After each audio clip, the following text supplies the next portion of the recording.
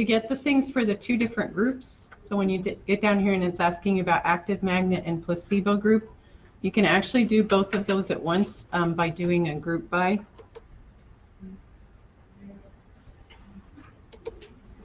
So for example, when I'm doing this, I'm going to select the pain rating after treatment for my column, and then down here if I do group by, and if I group it by treatment, then it'll do the active magnet group and the placebo group separately. This is just like other things where we've done a group by, so it will do the two confidence intervals separately. You still have to tell it what confidence level you want.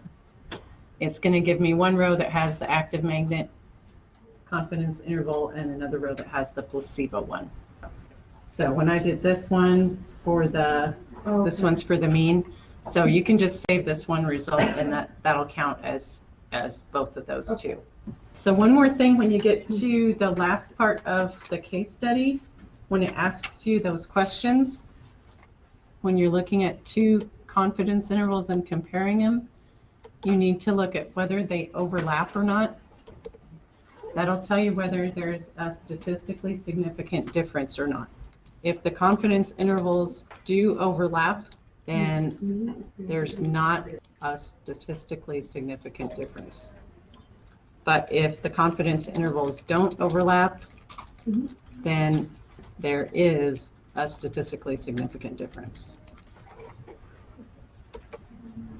So for example, on this one, when I'm looking at my two confidence intervals, I've got the one for the active magnet and the one for the placebo.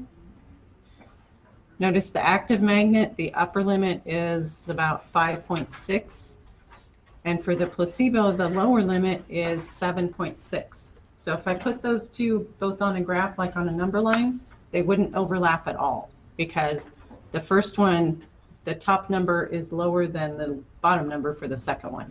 So the first one ends way before the second one starts. So these two do not overlap. So again, here's kind of your cheat sheet for whether there's a statistically significant difference or not. If the intervals do overlap, then there's not one. If the intervals don't overlap, then there is a significant difference. Where do we type our answers? When you go to do the report, there's a thing in the report that says the body.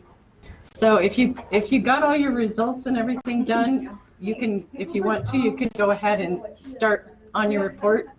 If you don't have the answers for the part at the end, you can always save your report and come back to it later and put those answers in. So you don't necessarily have to have it all done at once. Just make sure if you're trying to create your report, go ahead and save what you have, and then you can come back to it.